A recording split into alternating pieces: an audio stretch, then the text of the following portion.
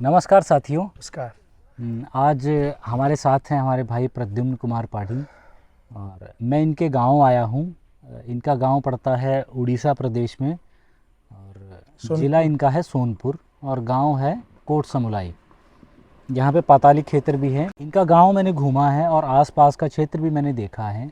और इस जहाँ अभी हम बैठे हैं वो साल का जंगल है, बहुत बड़ा जंगल है, उसके बीच से ये रोड जाती है और ये सब कुछ है। लेकिन यहाँ आने के बाद मुझे एक मन में एक विचार आया कि पश्चिमीकरण का जो प्रभाव हमारे उत्तर भारत में या हमारे गांव में मुझे देखने को मिलता है कि असल में मैं गांव में रहता हूँ, तो मुझे लगता है कहीं ना कहीं बाह्य आवरण जो है हमने पूरे तरीके से पश्चिमीकरण का ओढ़ लिया है। गांव ने भी ओढ़ लिया है, परंतु उनका खान पान बचा है, थोड़ा थोड़ा बहुत पहनावा भी बचा है और घरों का डिज़ाइन सब पश्चिमीकृत हो गया है। हमारे सोचने का तरीका भी पश्चिमीकृत हो गया है।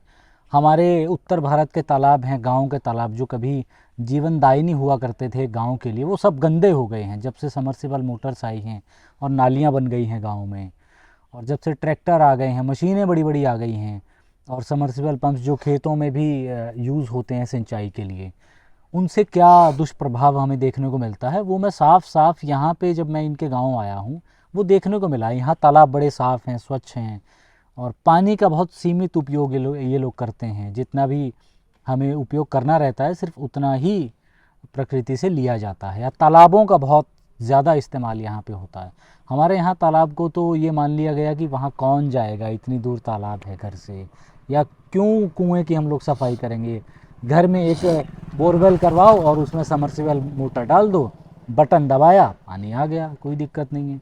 और जो गंदा पानी होता है वो सारा बह के वो स्वच्छ तालाब के जो सोते थे वहाँ पे जाता है। सब तालाब गंदे हो गए हैं। और अभी कहीं ना कहीं सब गाँव के लिए, बहुत सारे गाँव में अगर आप पंजाब हरियाणा में जाते हैं तो आप देखने को आपको मिलेगा कि जो साफ़ पानी के सोते होते थे वो अब परेशानी का सबब बन गए हैं हर गांव के लिए। उसमें बहुत सारी बदबू आती है। बारिश के टाइम पे वो ओवरफ्लो हो जाता है और गंदा पानी खेतों में चला जाता है या सड़कों पे आ जाता है या वापस नालियों के थ्रू दोबारा गलियों में भर जाता है। ये सारी समस्याएं हैं। कुछ मैं आपको यहाँ ध्यान दिलाने के लिए ये बात बोल रहा था।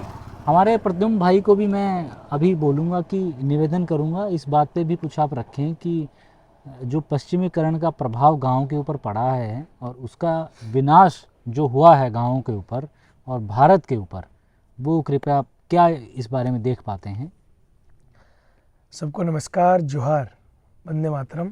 अमित भाई, मैं ये बोलना चाहूँगा कि पंजाब हरियाणा में जो चीज़ें 50 साल पहले आ गई ना, वो अभी यहाँ तेज़ी से आ रही है। जैसे वहाँ ग्रीन रिवॉल्यूशन बहुत पहले आ गया था, सिर्फ धान और गेहूँ की खेती होने लगी थी, बहुत ज़्यादा पेस्टिसाइड और ये फर्टिलाइज़र का यूज बहुत बढ़ गया था। तो आपके वहाँ जो 40 साल पहले आया था, पिछले 10 साल से यहाँ तेज़ी में बढ़ रहा है। और आपका ग्राफ ऐसे जा रहा था, यहाँ का ऐसे जा रहा है, पूरा सीधा एक्सपोनेंशियल ग्राफ जा रहा है। तो कहीं ना कहीं आपसे ज़्यादा खतरे में ये जगह इसीलिए है क्योंकि आपके वहाँ के क्षेत्र तो पूरा मॉडर्नाइजेशन के शिखर में जाने वाले हैं। यहाँ के जो क्षेत्र हैं अभी भी बचाए जा सकते हैं, इसलिए दुख लगता है। जब तक मतलब एक भारतीयता का अगर हम प्रयास करें तो यहाँ वो व्यवस्था स्थापित अभी भी अच्छे ढंग से की जा सकती है। क्योंकि लोगों का मानस अभी भी वो जो अपनी जो पुराने भारतीय के स्वभाव है, पुराने भारतीय ग्राम व्यवस्था है, उसको मतलब याद करती है कि वो हमें अच्छा लगता है, अभी भी उसको जीती है काफ़ी हद तक। बाकी जो मैं पहले भी आपको बता रहा था, एक सोशल स्टेटस का आ गया है ज़माना। पाश्चात्यकरण जो मानस में स्टेटस का एक प्रभाव आ गया है, जो किसी को लगता है कि अगर मैं मेरे मिट्टी के घर होंगे तो मेरे बेटी को देखने कौन आएगा शादी करने के लिए। मेरे बेटे को पूछेंगे तुम्हारा घर ही नहीं है तो मेरे बेटी को कहाँ रखोगे जी। लड़की का बाप ये पूछेगा तुम्हारे पास तो ढंग का घर नहीं है, मेरे बेटी को कहाँ पे रखोगे जी। तो कहीं ना कहीं मैं देखता हूँ भारत में अर्थनीतिक गुलामी नहीं होती। अर्थनीतिक जो स्थितियाँ होती हैं वो तो बेस पर होती है, उनके थ्रू में सामाजिक गुलामी होती है। जब सामाजिकता में पाश्चात्यकरण घुस जाती है ना, वो घातक है। अर्थनीति में पाश्चात्यकरण वो तो उसका बेस है, जड़ है। जड़ तो अलग बात है, लेकिन जो बोलते हैं ना भारत में हर चीज़ दर्शन, व्यवहार और विज्ञान का होता है, दर्शन विज्ञान व्यवहार। दर्शन विज्ञान में अर्थनीतिक पाश्चात्यकरण चलेगा, लेकिन जो व्यवहार में आता है ना उसको सामाजिक पाश्चात्यकरण बोलते हैं। और मुझे कहीं ना कहीं लगता है वो ज़्यादा घातक है अमित भाई। और सामाजिक पाश्चात्यकरण में ये जो स्वभाव आ गए हैं कि सबको प्रधानमंत्री आवास योजना बनाने का जल्दी रहता है, उसमें ठीक है। आपको पहले क्या होता था, समाज में सामाजिकता थी, सामूहिक जीवन जीते थे लोग। किसी का घर बनाना हो उसके मोहल्ले वाले सब आके एक दिन उसको मदद कर देंगे, एक दिन में ही घर का छावनी, जो एक साल में पापा जैसे बता रहे थे, एक साल में पुआल का जो छावनी होता है वो एक दिन में हो जाता था, हर साल रिन्यू हो जाता था। तो घर के साथ अपना एक जुड़ाव होता था कि भाई मुझे भी भूल ना जा, मुझे भी तू जैसे नए नए कपड़े पहनता है मुझे भी पहना दे। अब हमने सीमेंट की बनवा ली, घर अपने हिसाब से पड़ा रहता है, मन हुआ तो झाड़ू लगा ली, नहीं तो पड़ा रहता है। घर के साथ अपना जो हमारे यहाँ माना गया है ना, हर चीज़ में चेतना होती है। हमने पाश्चात्यकरण समाज में घुसने का मतलब ये है कि हमने मान लिया कि सिर्फ जो जिंदा है उसमें चेतना होती है। जो ये जड़ पदार्थ है ना, इसमें जो चेतना की बात भारतीय ऋषि मनीषियों ने की थी, वो चेतनाओं को हम कहीं ना कहीं भूल गए। और इसके पीछे कहीं ना कहीं आप मान के चलो, जो मनुस्मृति ये सब पुराने बहुत बड़े बड़े ग्रंथ लिखे गए हैं, उसमें जब विनाश काल का जिक्र किया गया है, उसमें बताया गया कि महायंत्र प्रवर्तनम, जब विनाश काल आता है तब महायंत्रों की प्रवर्तन में वृद्धि आ जाती है। महाभारत काल में ऐसे बहुत सारे अस्त्र शस्त्र महायंत्र परिवर्तन हो गए थे, तब महाविनाश हो गया। तो जब भी महाविनाश की घड़ी आती है ना, तब महायंत्रों का प्रवर्तन बहुत वृद्धि हो जाता है। तब कहीं ना कहीं अभी भी वो चीज़ हमें देखने को मिलती है कि महायंत्रों की प्रचुर आविष्कार से एक ऐसी चीज़ बढ़ गई है ना अमित भाई, आप मान के चलो सब मशीन में काम हुआ, मनरेगा फनरेगा करके हम चाहते हैं कि लोगों को कर्म नियुक्ति मिले, लेकिन लोग काम करने को बहुत गंदा समझते हैं। यहाँ जो वर्ण व्यवस्था थी, ब्राह्मण क्षत्रिय वैश्य शूद्र, जो ब्राह्मण व्यवस्था थी, मतलब ब्राह्मण मतलब मेधा शक्ति, वैश्य मतलब वाणिज्य शक्ति या जो मान के चलो व्यापार शक्ति, क्षत्रिय मतलब रक्षा शक्ति, शूद्र मतलब श्रम शक्ति। जो विभेद था, मतलब जो व्यवस्था थी उसको विभेद बना दिया गया। और कहीं ना कहीं श्रम शक्ति को तो पंगु ही कर दिया, मतलब विकलांग कर दिया श्रम शक्ति को। आज कोई लड़का 10वीं पढ़ लेना, उसको खेत में जाने में लज्जा आती है। यहाँ के लड़के मजबूरी में, जो एक कौशल प्रदेश है, यहाँ के एक एक जिले से 40-50% लड़के जाके बाहर खटते हैं। वहाँ उनको लज्जा नहीं आती क्योंकि कोई देखने वाला नहीं है। यहाँ काम करने के लिए बुलाने पर उनको लज्जा लगती है कि मुझे 4था श्रेणी का नागरिक समझा जाएगा। अगर मैं श्रम कर लूँ तो मुझे 4था श्रेणी का नागरिक समझा जाएगा। लेकिन पहले ऐसा नहीं था भाई, पहले ज्ञाति व्यवस्था थी। तो इस व्यवस्था में कोई किसी को कम नहीं समझता था, सब अपने आप के पोषक परिपूरक होते थे, कोई किसी का शोषक नहीं होता था, सबके घर बराबर होते थे। कोई 2-3-5 मंजिला घर नहीं बनाता था, सबके घर ऐसे। मेरे पापा जैसे बता रहे थे, हर किसी के सामने एक मटका रखा रहता था और उसमें पानी रहता था, और 2-4 लोग चेक करते थे पानी रख रहे कि नहीं। कभी किसी के घर आग लग जाए तो तुरंत सब मटका लेके सब लोग पहुंच जाए और उसका आग को बुझा दे। तो ये सामाजिकता होती थी, जो कहीं ना कहीं मैं जब 5वीं तक पढ़ता था, 2005-2010 तक, कहीं ना कहीं यहाँ भी बची हुई थी। हमारे गांव में लगभग 500 गाय थे।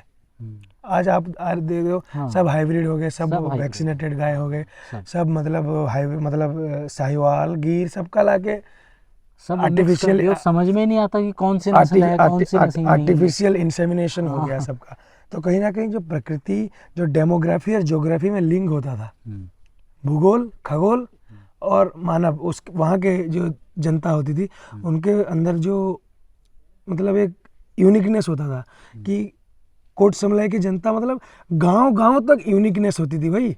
हर एक गांव अपनी एक विशेषता के कारण पहचाना जाता था। ये पित्तल वाला गांव है, ये मटका वाला गांव है, ये यहाँ जाओगे तो साड़ी अच्छी, संबलपुरी साड़ी अच्छी मिलती है। हर गांव तक विशेषता थी। अब जहाँ देखो सबका घर प्रधानमंत्री आवास, अब जहाँ देखो सबके बच्चे जा रहे हैं स्कूल में, जबरदस्ती अंडे खा रहे हैं, पोषक के नाम, पोषक तत्व, वही पिज्जा खा रहे हैं, बर्गर खा रहे हैं, वही कोल्ड ड्रिंक है। कहीं भी चले जाओ उत्तर भारत में भी। मैं तो ये बोलता हूँ, वैश्वीकरण का अगर आपको डेफिनेशन जानना है तो जहाँ भी मैगी मिलता है वो वैश्वीकरण के चपेट में आ चुका है। मैं तो ऐसी भाषा में बोलना चाहूँगा। तो कहीं ना कहीं ये हमें बहुत दुख पहुँचाता है अमित भाई। आपकी तरफ तो मैंने इतना नहीं घूम पाया अभी तक, लेकिन यहाँ यार अभी भी मुझे लगता है अगर सही में प्रयास हो जाए और सही में युवा आके क्रांति की आगाज़ दे दे और सही में व्यवस्था को अपने हाथ में ले ले, तो यहाँ राजीव दीक्षित ने भी बताया था गंधमार्दन पर्वत के बारे में। हमारे जंगल में इतने सारे जड़ी बूटी हैं, गंधमार्दन में राजीव दीक्षित ने 16,000 बताया था।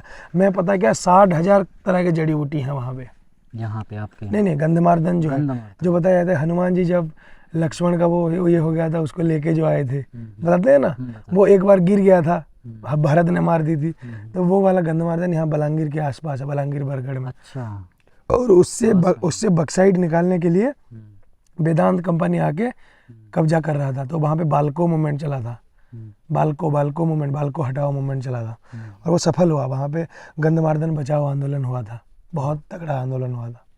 लेकिन क्या होता है, आंदोलन होता रहता है और वहाँ का राजनीतिक फायदा लोग लेते रहते हैं। तो अगर आंदोलन से राजनीतिक फायदा मिले तो आंदोलन कर लेते हैं, अगर बक्साइट खोदने में लाभ मिले तो बक्साइट खोद लेते हैं, और राजनीति को सिर्फ पुष्ट करते हैं। मतलब किसी का अटैचमेंट नहीं होता उससे, क्योंकि मानस भारतीय नहीं रहा, सबको स्वार्थ दिखता है कि मेरा अस्तित्व बना रहे। लेकिन वो ये नहीं समझ पाते, समाज का अस्तित्व खत्म हो जाए तो तुम्हारा अस्तित्व का कोई मायने नहीं।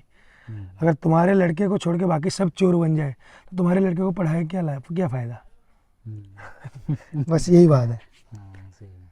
अभी मैं एक और बात, बड़ी सुंदर बात थी इनके गांव की, मैं आपसे साझा करना चाहता हूँ।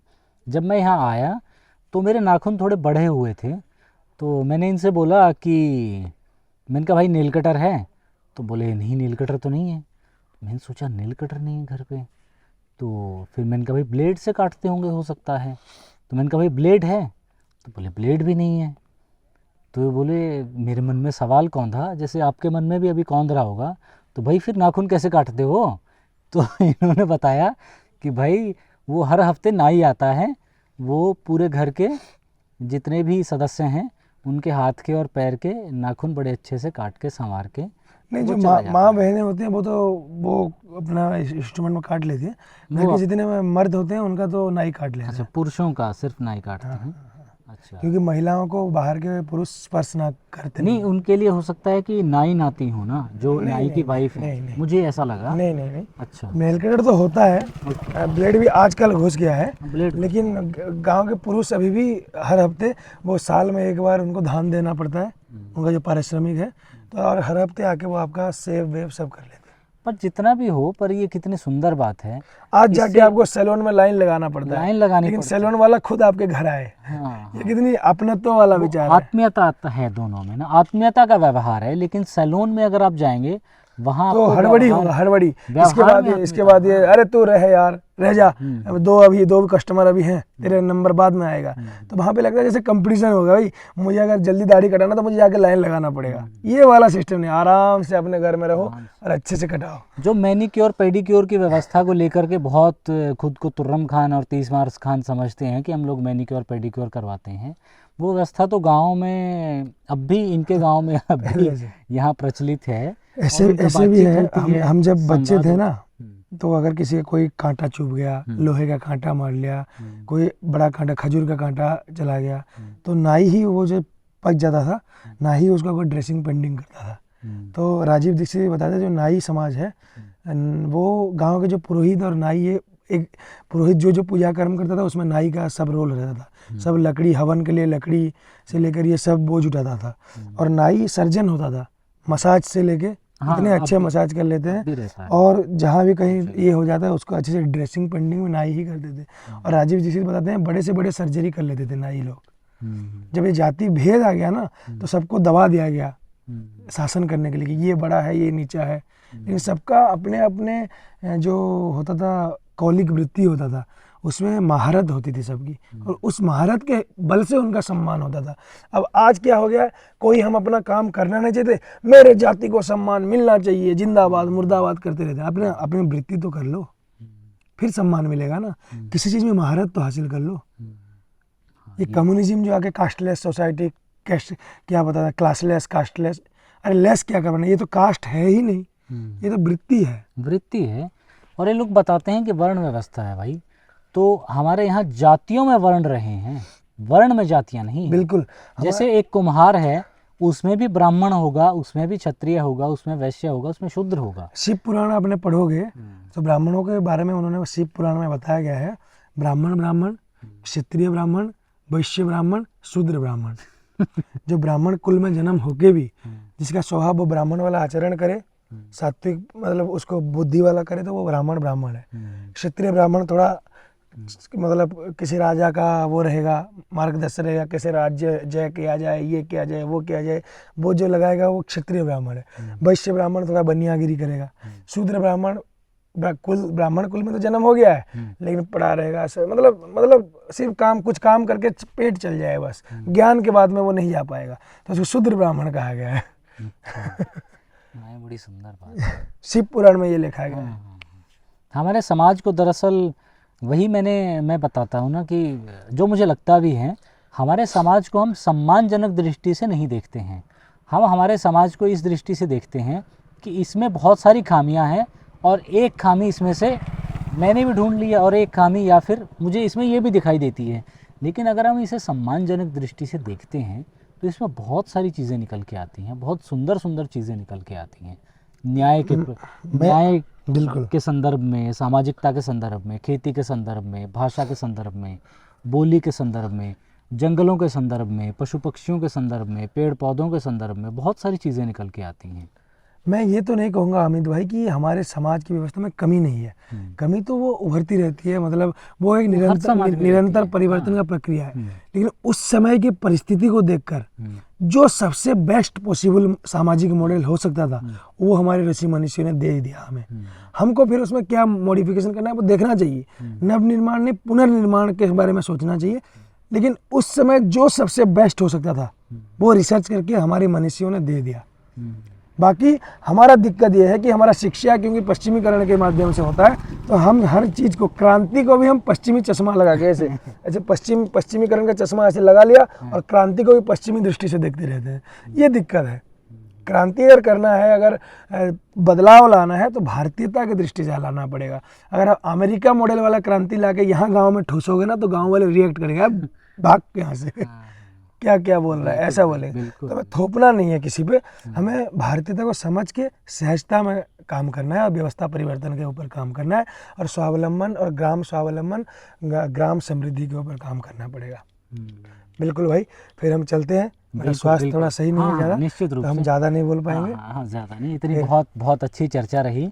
अगर आपको ये चर्चा पसंद आई है, आप कमेंट ज़रूर करें, हमें बताइए, और आगे हम किस टॉपिक पे बोल सकते हैं जो गांव से जुड़ा है, आप वो भी आप हमें बता सकते हैं। और चैनल को कृपया सब्सक्राइब करें, वीडियो को लाइक करें, शेयर करें। अगली वीडियो में आपसे फिर मुलाकात होगी। नमस्कार। और मैं ये आपसे आग्रह करूंगा, भारतीय व्यवस्था को समझने के लिए कौशल प्रदेश सोनपुर पाताली श्री क्षेत्र जरूर घूमने आए। जय जगन्नाथ, जय कौशल, जय जवाहर।